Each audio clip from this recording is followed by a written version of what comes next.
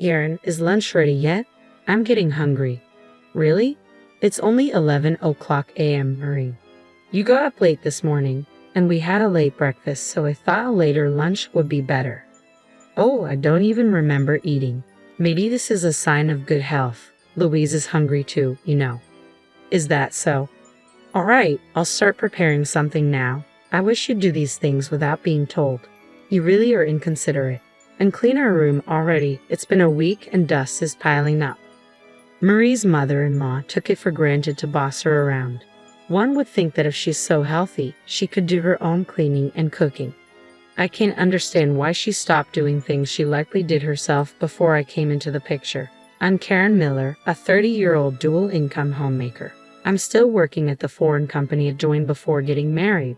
There are late hours, but hardly any weekend work, so I should be able to relax on Saturdays and Sundays. But from early morning to late night, I'm kept busy by my in-laws with household chores and errands. My husband doesn't help at all, even though I'm slaving away for his parents, Marie and Louis. I wasn't particular about living together or separately, so when my husband suggested living with his parents after we got married, I didn't resist. But lately, I've been wondering if it was a mistake. Living at home means no rent, my husband said so, huh? But I thought to myself, of course, I never thought of living for free, but I did think it would be cheaper than renting elsewhere. So we pay for utilities as a sort of rent. We split the food expenses with the in-laws, but since Louis and Marie, who are retired and at home all day, eat a lot for their age, it feels like we're paying more. Still, it's cheaper than renting an apartment, and since I was continuing to work after marriage, having the in-laws around seemed reassuring. I thought it would be easier if we share the housework. When I work late, my husband has already finished dinner with his parents. It's easier than coming home late and having to cook, but there's never anything left for me. We both work, so I thought it was only fair that whoever can do the housework does it. Before we got married, my husband said the same thing. He said housework is a piece of cake, leave it to me. So I thought he must have been doing various chores up until now. But it turns out since getting married, he hasn't done a thing. Laundry, cleaning, tidying up. Marie had been doing it all. He would even make instant food for himself. So even if I'm working late and my husband comes home early, there's no way he'll prepare dinner. I should be grateful Marie's there. Otherwise, I'd have to cook when I get back. But it's disheartening that my husband doesn't say a word, even when my portion isn't prepared. He never lifts a finger to clean up. The dirty dishes remain on the table, and the pots and utensils are left in the kitchen. I end up cleaning up after meals I didn't even eat. Coming home tired from work and then dealing with this is quite exhausting. My husband, having skipped dinner preparation, acts as if he's had it easy, which just adds to my frustration. In this house, everyone thinks it's natural for the daughter-in-law to do the cleaning and laundry. The in-laws don't even clean their own room. On my days off, chores pile up as if they had been saving them just for me. Sometimes I wonder if they're deliberately creating tasks for me. Louis is 68 and Marie is 65, but they're incredibly energetic and talkative. They seem more vigorous than me, so I wonder why they can't do the housework. Well, it's good that they are healthy. It would be much harder if they needed care, that's true.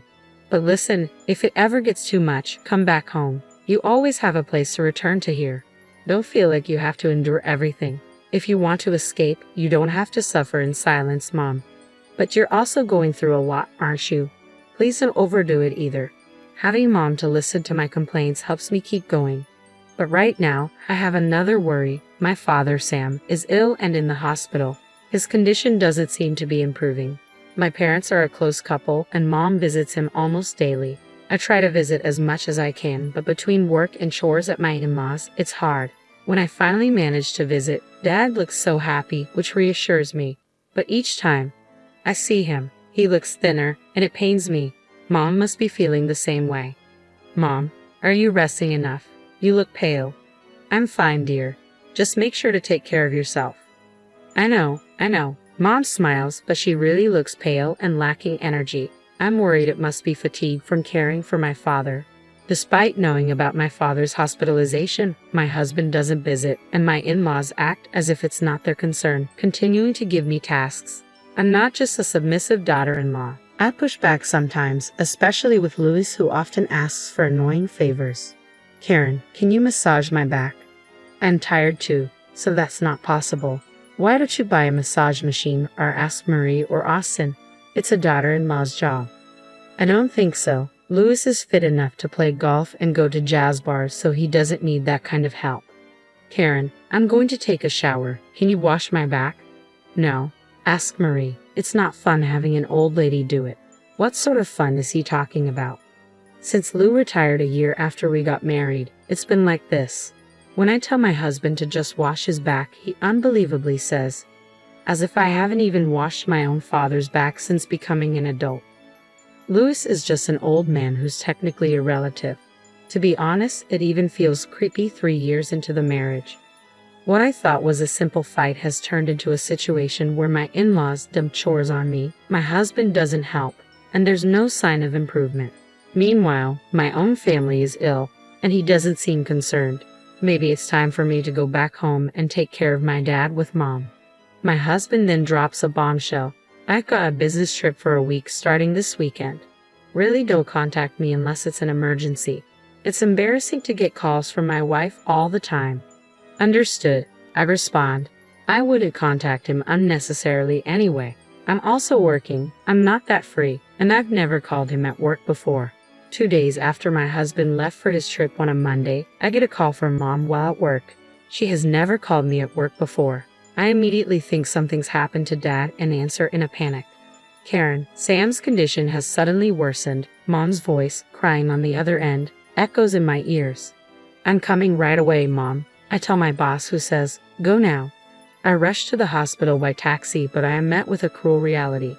Mom's not in Dad's hospital room. I ask the nurse, who looks down, visibly uncomfortable. Well, Mrs. Miller, you've just arrived. Where's Mom? I implore. She passed away. The nurse hesitates.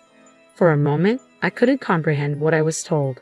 I had rushed to the hospital after receiving a call from Mom about my father's critical condition, but now they were saying Mom had passed away. It didn't make any sense.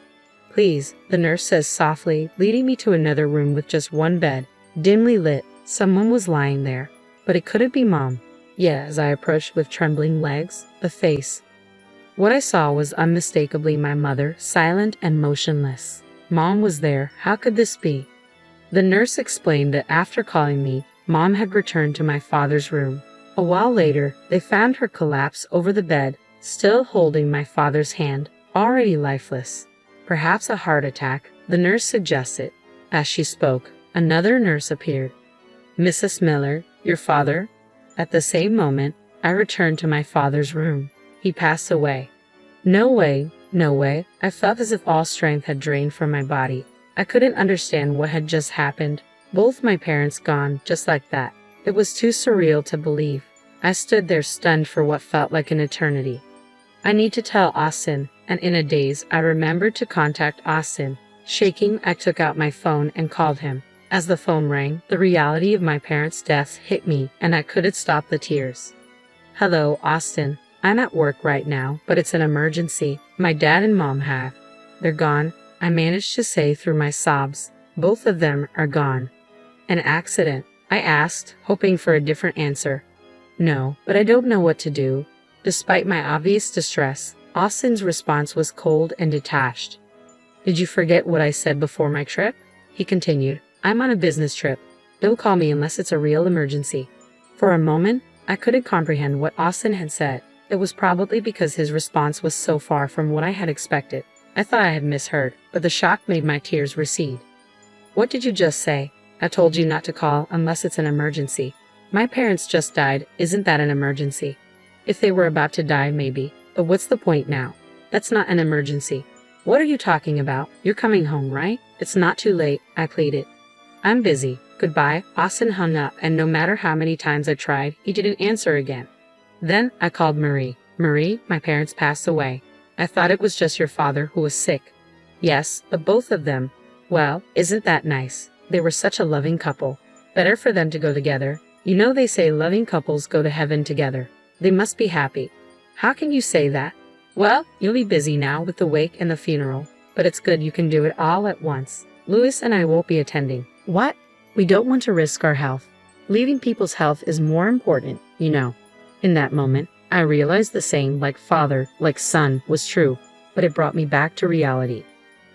I informed my supervisor about my parents' passing. Unlike Austin or my in-laws, my supervisor showed genuine concern. He even helped me arrange the funeral at the church. Without him, I would have been completely lost. Despite Austin's words, I thought he would return for the funeral, but he never did. Thanks to my supervisor, colleagues, friends, and relatives, I was able to say goodbye to my parents. The real sorrow hit me after the funeral, when I returned to my parents' house and faced their photographs alone. I never imagined they would both pass away so suddenly. I couldn't believe that this was like a bad dream I'll wake up from. I talked to their photos. This can't be true, Dad, Mom. It's not fair to leave me alone like this. I held their pictures and cried like a child. After crying, I realized the harsh reality. Austin, who didn't bother to show up, and in-laws who didn't even attend the funeral. I had no family left to support me. Anger towards Austin began to build up. How could a husband not rush to his wife's side at such a time, saying such things during work? That's not normal. I was prepared for what was to come. 5 days after the funeral, 3 days later than planned, Austin returned, acting as if nothing had happened. I couldn't understand how he could be so indifferent. So, your parents' funeral is over, huh? Of course. What do you think? Well, I extended my trip by 3 days to avoid the funeral hustle. Must have been fun for you. It's work, not fun. But you're lucky now. No need to worry about your parents' old age. Any insurance money coming in? Austin's face had a smile that seemed almost inhuman. I wondered if he was an alien, unable to understand human feelings or words. Are you serious? Yeah. How much of that money do I get? What? What are you talking about? Of course, the wife's money belongs to her. I felt tears coming again, wondering why I married such a man. When I stayed silent, Austin looked around the room. He finally seemed to notice the change in the house. What? The house seems so tidy. Did you clean it up like you did with your parents? His insensitivity made my fists clench. How far could this person test one's patience? How could he not offer a single word of comfort to his grieving wife? But he was clueless about reality. It was time for me to make him understand. I took a deep breath and looked up at Austin. I'm going on a long business trip. Take good care of Louis and Marie. Austin seemed confused, looking around the house, still nothing grasping what I meant. Where are Mom and Dad? Did they go shopping? He just realized they're not here. Where did they go? To the hospital. They hurt their backs while I was away. From my parents' funeral, my in-laws started to move a very heavy piece of furniture from my room to theirs and ended up with lower back strains. When I returned, they were in agony, unable to move, having gone without food or water for 2 days, unable even to go to the bathroom. I wondered if this was some kind of divine retribution. I called an ambulance for my in-laws but didn't accompany them, explaining that we weren't related. Emergency vehicles don't allow non-relatives to ride along. I gave the paramedics Austin's number, but I knew him well enough to expect he wouldn't answer unknown calls. Why didn't you contact me? Well, you didn't come back even when your parents passed away, so I assumed you wouldn't for a back injury. Don't equate your parents with mine. Your parents are strangers, but mine are family. Oh, I see. That's reassuring. Then you'll take good care of them. What do you mean by take care? If they're immobile for too long at their age, they might end up bedridden. Austin started trembling. That's not true, right? You'll do well taking care of your precious parents. I have an important business trip. Our parents are in trouble, and you're talking about a business trip. Are you even my wife? I glared at Austin. Which mouth is he speaking with? How dare he, who ignored his own in-laws, say that to me? But I learned from you that business trips are more important than family emergencies. That's different. I never imagined my own parents in such a situation, especially during an important business trip. If I had been treated well by my in-laws, I might have felt obligated to care for them. But unfortunately, I felt no such inclination. I can't bother with others. Besides, like you said, my parents were family, but yours are strangers to me. Aren't you my wife? And what are you? Weren't you my husband? Even your colleagues were shocked. Colleagues? What are you talking about? Your boss attended the funeral. I had called Austin's company when I couldn't reach him, suspecting something. When I explained that my parents had passed away and I couldn't contact Austin, I learned he wasn't on a business trip but had taken paid leave. Austin lied and went somewhere. Why he lied was clear. He emphasized not to contact him, probably because he was with someone he'd be troubled to be seen with. He was on leave, not a business trip. Where did you go and with whom? Your colleagues were also wondering where you were during my parents' funeral. You'll probably be asked when you return to work. Austin turned pale. Taking leave isn't a problem, but being unreachable in such a crisis is. I'll have a hard time explaining that, plus my potentially bedridden in-laws. He probably just woke up to the reality waiting for him after his enjoyable trip. Anyway, you deal with my parents. It's your job as my wife. I've decided to stop being your wife. I'm here to tell you that my long trip was not a lie. I don't lie like you. What do you mean, stop? I am divorcing you. I handed him the completed divorce papers. My things are already at my parents' house. Then who will take care of my parents? That would be their son, you. I can't do it. That's none of my concern. Leaving Austin behind, I returned to my parents' house. I had checked Austin's computer, finding plenty of photos of him with another woman and evidence of their trip together. I printed everything out, making the divorce process straightforward. I naturally demanded compensation from Austin. His affair and absence from my parents' funeral became widely known at his workplace, leading to criticism from his boss and colleagues. He became uncomfortable at work and eventually resigned. The conflict over the compensation claim and his resignation from work led to his affair partner leaving him. A month later, my former in-laws were discharged from the hospital.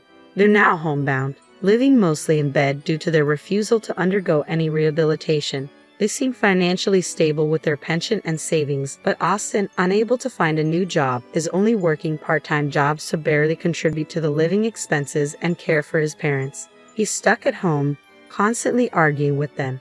He called me once, crying and begging me to return, but I refused.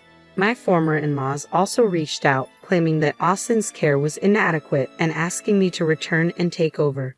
When I suggested hiring a home health aide with their funds, they refused, wanting to save money without considering how long they might need assistance. Their words, expecting me to take care of them cheaply or for free, made me realize they hadn't changed at all. I never want to be involved with them again. I still cry when I think of my kind parents, but I know that constant tears won't let them rest peacefully in heaven. Once I complete the memorial ceremony for my parents, I plan to go on a long-term overseas assignment. I'm ready to move on, keeping my parents' memories close and embracing life positively with a smile.